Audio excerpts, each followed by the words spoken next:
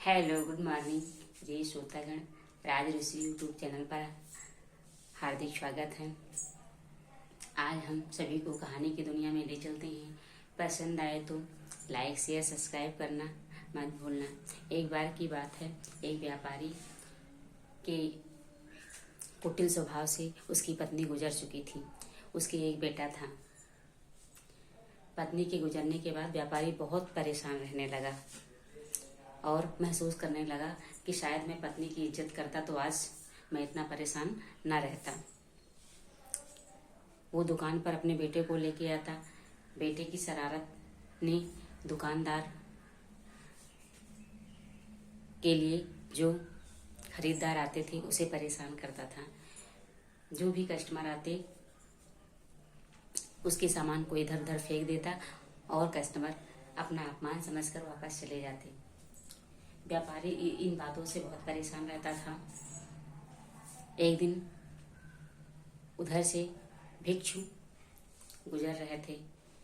व्यापारी के पास जाकर उसके दुखों का कारण पूछा। व्यापारी ने कहा कि मैंने अपनी पत्नी के साथ बहुत गलत हरकतें की, कभी उसकी भावनाओं का इज्जत नहीं किया, कभी उसका सम्मान नहीं किया, बस अपनी ही सेवा कराता रहा, जिससे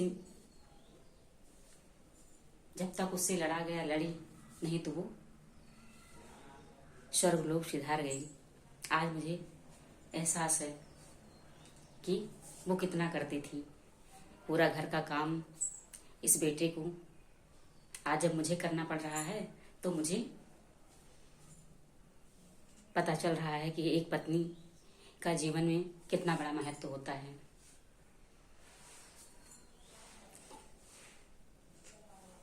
वो बेटा खरीदार आता दुकान पे तो खरीदार के कुछ ना कुछ सामान फेंक देता।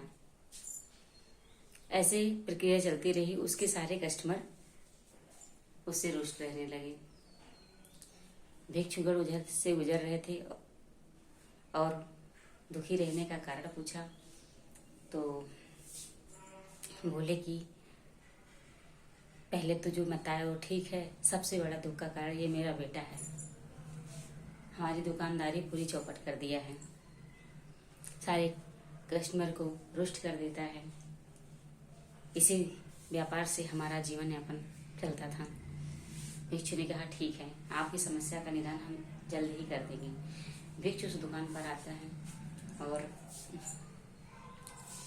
जैसे बैठता वो लड़का डंडी और उसकी गठरी को फेंक देता।